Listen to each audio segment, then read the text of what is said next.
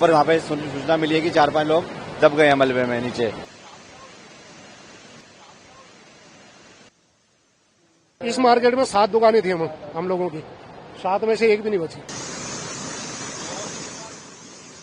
उत्तराखंड की राजधानी देहरादून में बादल फटने से कई होटलों और दुकानों को नुकसान पहुंचा है।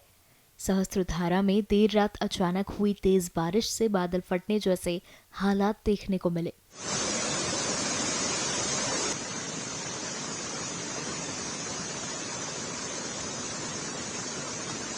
तो वहीं कल रात से ही हो रही भारी बारिश के कारण तमसा नदी उफान पर है, जिसके कारण टपकेश्वर महादेव मंदिर परिसर में भी भारी नुकसान पहुंचा है। मंदिर परिसर जलमग्न हो गया है, कई सड़कें बह गई, कुछ मकानों के हिस्से ध्वस्त हो गए, कारें और दुकानें इस पानी के बहाव में बहकर चली गई।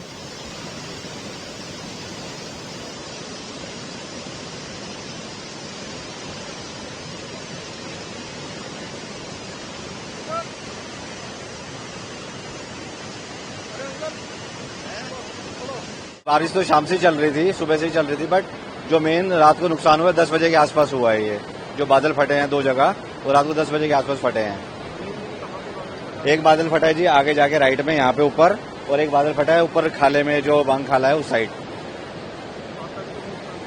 जी नुकसान के सड़क सारी खत्म हो गई हैं और व्यवस्था नहीं है कोई आने जाने की अब।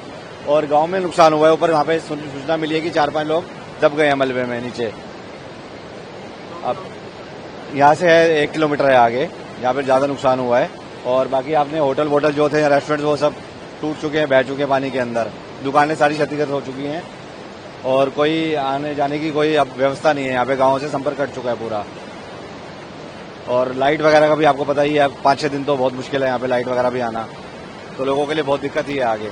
ये रात को लगभग 11 साढ़े 11 बजे 11:10 के लगभग एक आवाज आई, बहुत भयंकर आवाज धड़ाम से।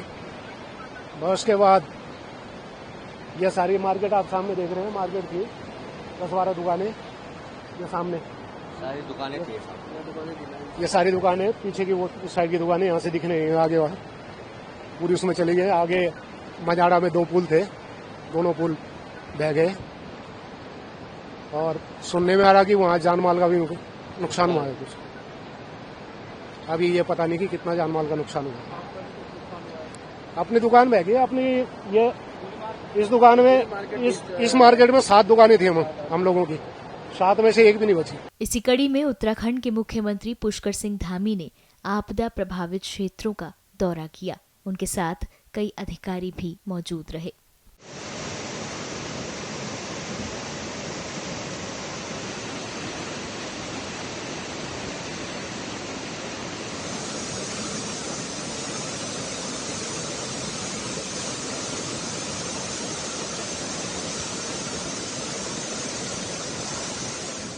हमसे जुड़े रहने के लिए हमारे YouTube चैनल को सब्सक्राइब करें और नई वीडियो की नोटिफिकेशन के लिए बेल आइकॉन को दबाएं।